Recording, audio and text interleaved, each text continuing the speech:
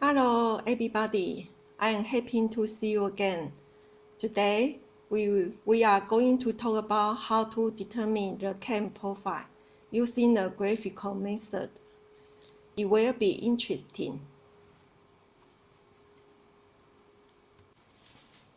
There are two ways to obtain the cam profile: the graphical cam profile synthesis and the analytical cam profile synthesis.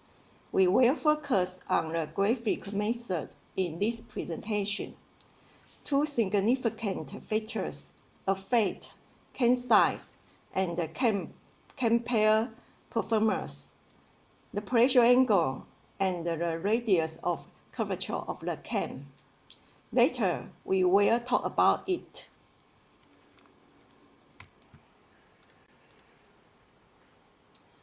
These videos show you the candle test to drive the follower moving with the displacement program of the follower. The cam and the follower always contact with each other by a spring force, weight, and the gravity of the follower, of a groove in the cam, and so on. Therefore, the follower displacement can be used to shape the cam profile. The follower moves upwards and downwards as the cam rotates according to the follower's displacement program, like this.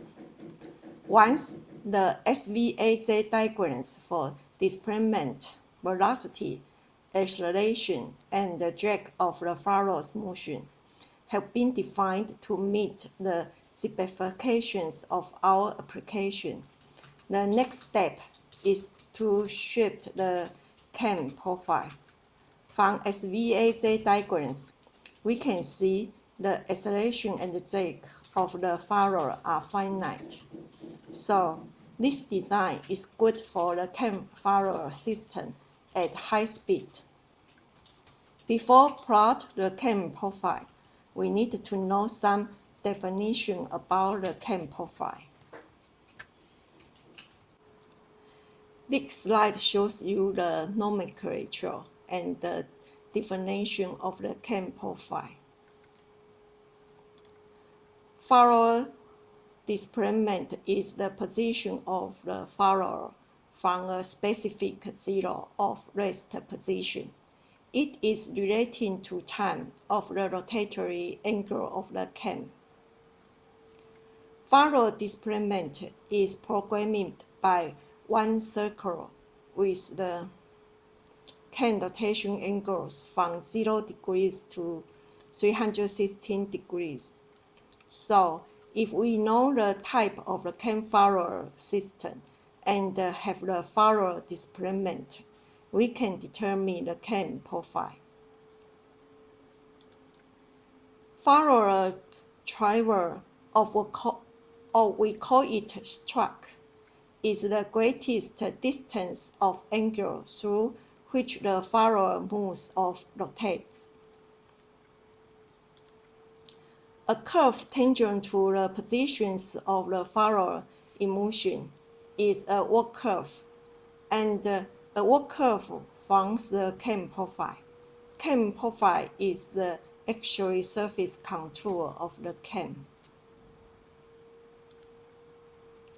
The base circle is the smallest circle from the cam center through the cam profile curve. When the follower stays at the zero position, the follower contacts with the cam base circle.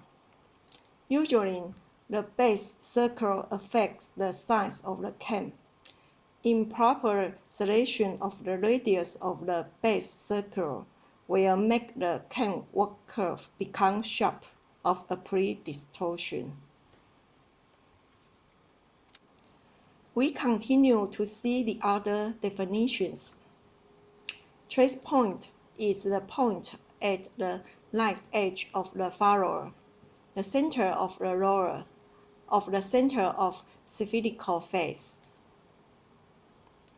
Pitch circle is the path generated by the trace point at the furrow is rotated about the stationary cam.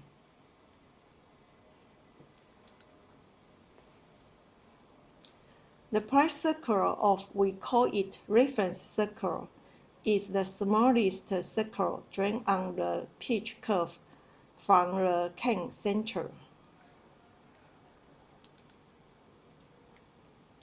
The pressure angle is an angle between the normal to the cam surface at the cam contact point and the furrow's velocity vector. We must keep in mind this angle is a significant factor for designing the cam furrow system.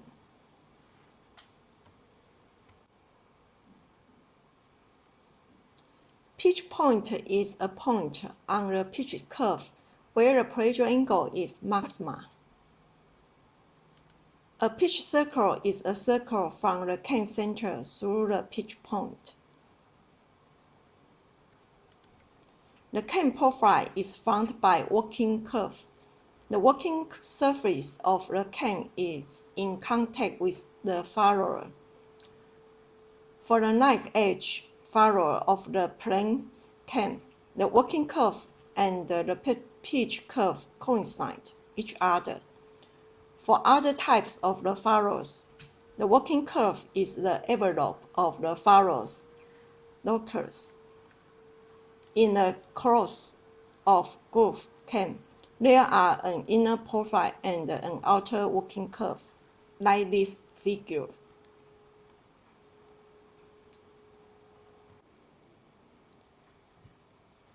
The cam's actual shape can be determined only after the furrow motion is known for the anti-rotation of the cam. The cam profile can be determined by two methods, graphical or analytical method. The graphical method is only used for low-speed cams because the cam profile has low accuracy determined by the graphic method. The design procedure for the cam profile is determine furrow displacement schedule. Separate the displacement schedule into a series of increments of the cam angle theta. Determine the displacement y for each theta value and put theta y values in a table. Invert motion by fixed cam and rotating furrow about cam as defined by theta y values. Finally, furrow motion will generate an envelope of the cam profile. This slide shows you the configuration of the cam furrow. We may have a translating of oscillating furrow like this. So, in the displacement schedule, the displacement y may be either the distance of the rotation angle for a translating of a oscillating furrow. Here, we will consider only the rotating plane cams. In cylindrical furrows, the cylinder may be either fixed to the furrow of the roller. Later, we will consider in class a translating roller furrow in detail.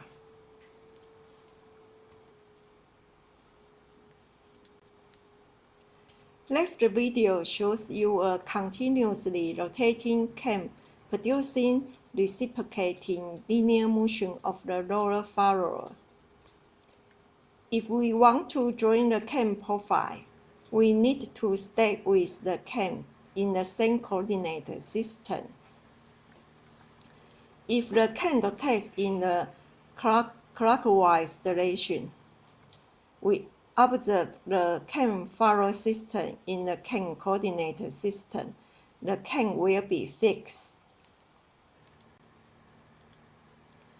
And the furrow appears to rotate counterclockwise relative to the can, like the right radial.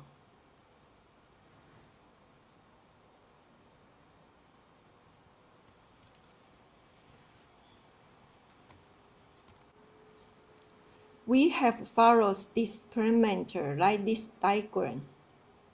First, we divide the displacement profile into segments. In this example, we will use 10-degree increment. But this is too close for an accurate can. We determine furrows displacement for each angle from 0 degree to 316 degree like this diagram. Pick best circle radius RB. You will design the can size.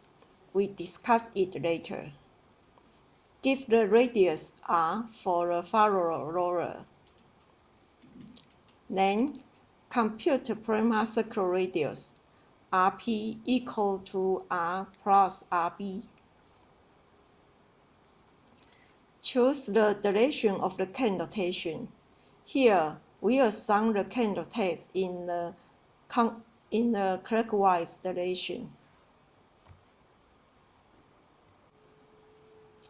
We can draw the can profile freehand or using a drawing software we can reach. For example, SVAJ of Inventor.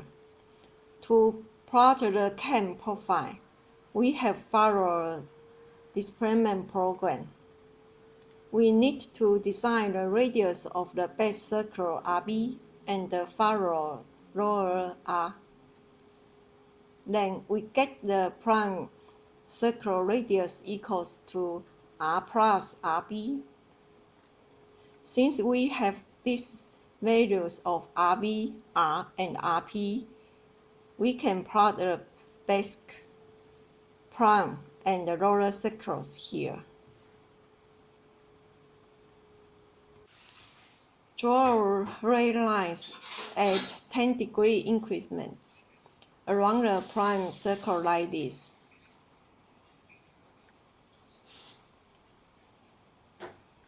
In this case, we assume the can rotates clockwise. Here, we need to plot the can profile, so the can is fixed, and the furrow have an inverted motion relating to the can. The furrow will rotate counterclockwise relative to the can. So, we label the ray lines in the counterclockwise directions: 0 degrees, 20 degrees, 14 degrees. Continue to do that until 316 degrees.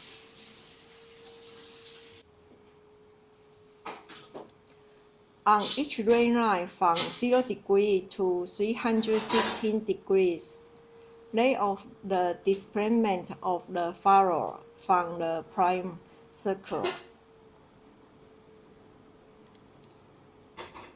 For example, from the furrow displacement program, when the can rotation angle is 100 degrees, we have the furrow displacement of 0.5 inch. The furrow is constrained to maintain contact with the can profile and moves 0.5 inch outward. So, we draw a line segment along the 100-degree ray line here. Its length is equal to 0.5 inch from the prime circle. When the can rotation angle is 118 degrees, we have the furrow displacement is 1 inch. Draw a line segment with 1 inch in length on the 118 degrees ray line, like this.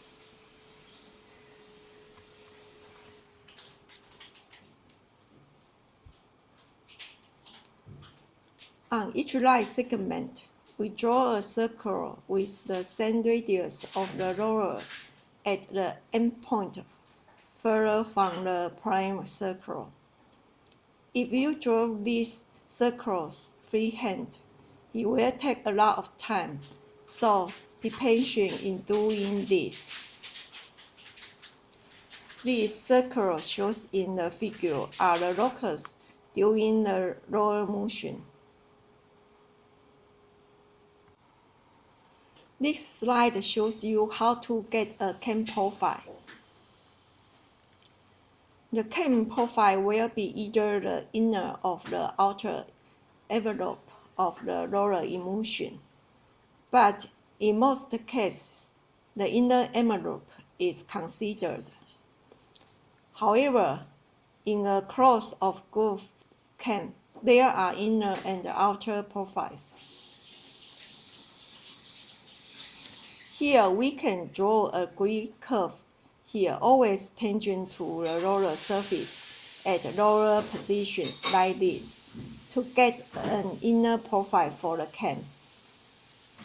If we want to draw an outer profile, we need to draw a curve always tangent to the roller surface at higher position. When we have the cam profile, we need to determine the pressure angle at each cam angle. Pressure angle is defined as the angle between the common normal at the cam roller contact point, like the blue arrow, and the furrow velocity relative to the cam, like the red arrow. This angle plays an important role in cam design. The pressure angle represents the efficiency with which the cam transfers its motion and force to the furrow. It must keep as low as possible. The ideal pressure angle is 0, but it only happens in the delay region. If the pressure angle becomes too large, we must increase the size of the base circle to reduce it. But it also produces a large cam. The cam will become huge. And we also need to determine the radius of the curvature for the cam profile. The cam may be a plus, minus, 0, or infinite curvature radius like this figure. A concave curve has a negative radius of curvature, and the convex curve has a plus radius of curvature. If the radius of curvature is 0, we call it a cup. The transition between convex and the concave areas of the cam results in the radius of curvature becoming infinite.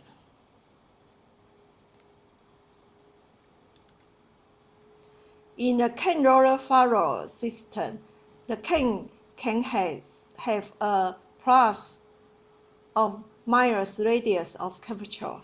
However, in this case, the cam radius of curvature cannot be smaller than the roller radius because interference happens between the cam and the furrower.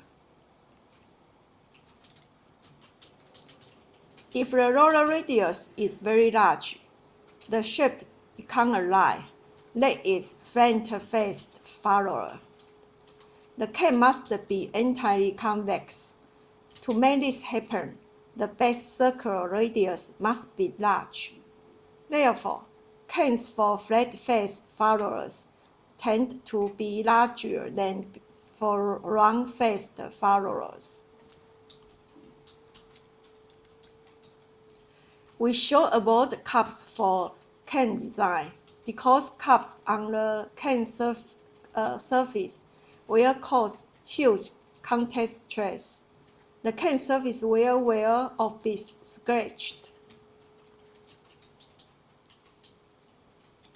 If the can radius of curvature becomes too small, we must increase the base circle radius to increase the can radius of curvature.